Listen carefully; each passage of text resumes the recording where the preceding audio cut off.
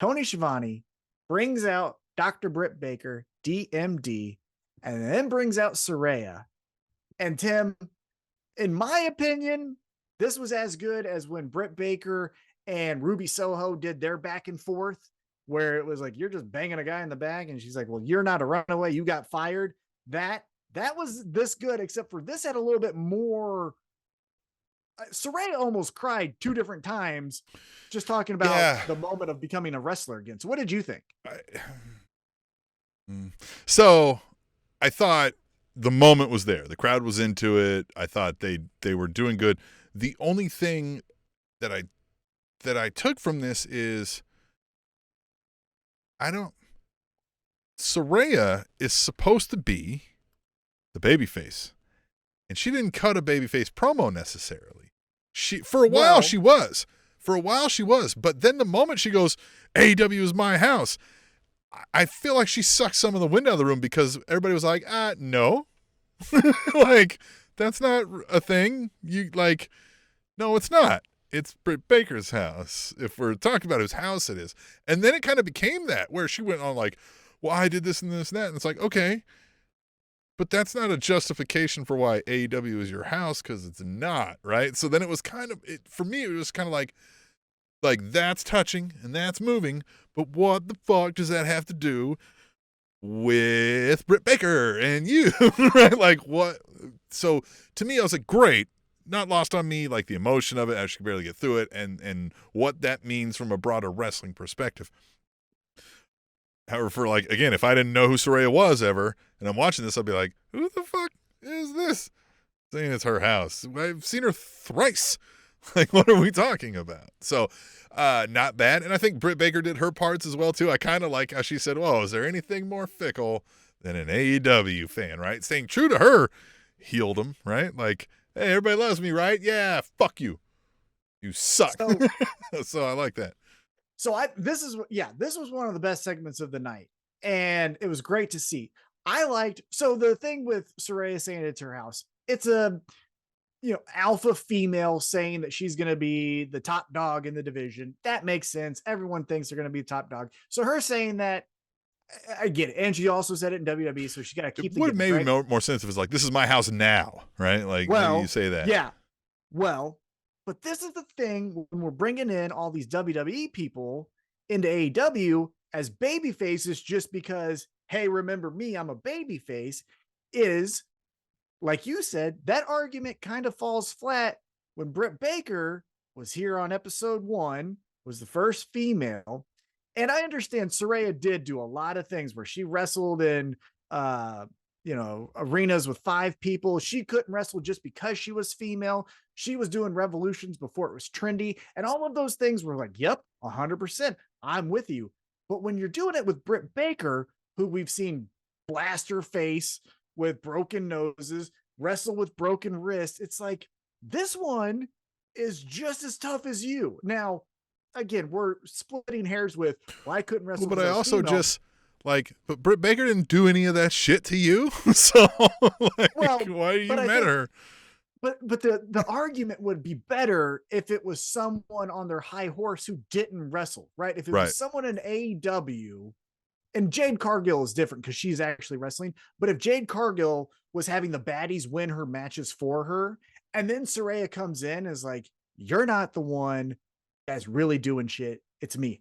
That makes more sense. But Britt Baker ain't the one. She's the one that has the most credibility in the division. Because like I said, lights out matches with Thunder Rosa, broken wrist, broken ACL, well, and that's just it. So again, a great match, right? You want to build, like, if Saraya's coming back, this is the person, you want it to be against, and you want that to be a big match. I get that. But now I kind of feel like, man, this is rushing a kind of a non-story to get there, because she's mad at somebody who never really, like, I mean, yes, they've had a mini beef going on here, but like, the angle's different. Yeah, it sounds like, yes, you ever like somebody's annoying and they said something a little off-putting to you, but you've had a really shitty week and you go, what, motherfucker? And you flip a table, and whereas like normally that's what it feels like. So now I'm again going back to like, do I really cheer for Saraya? Because it sounds like you're taking it out on somebody when you're mad at Mom and Vince McMahon, and all them, you know? And that's where the angle is wrong.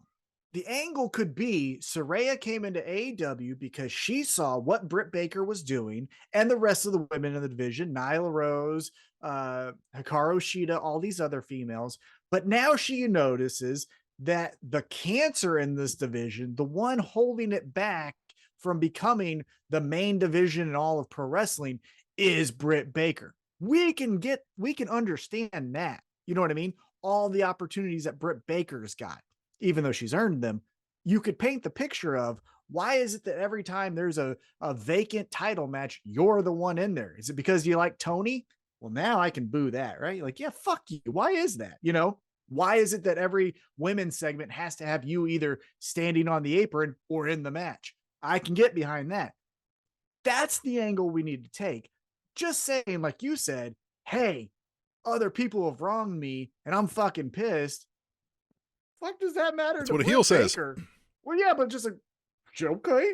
Yeah. So the angle needs to be the cancer, the line that I would use here, again, if I have the pencil, is I would say, Britt Baker, you are the appendix of the women's division. At one time you served a purpose, and now you need to don't be even removed. say that. You say, like, everybody talks about you as a pillar of AEW and like leading this division. But what I see is a division that could have reached greater heights if you weren't at the top sucking the rest of the life out of it.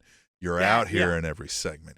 You're whatever. Like, you're not on top because everybody said you're on top. You're on top because you put yourself there and you won't fucking get out of the way.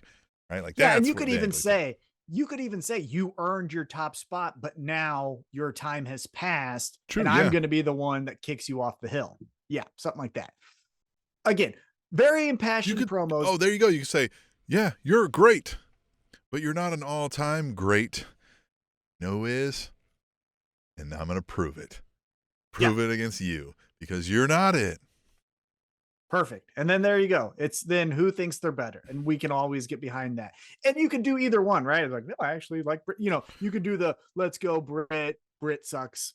And so Saraya wins, right? Again, like we'll do predictions when we get there, but man, I don't know. I really want it to be someone cost her the match. Just like, because how do you get her out?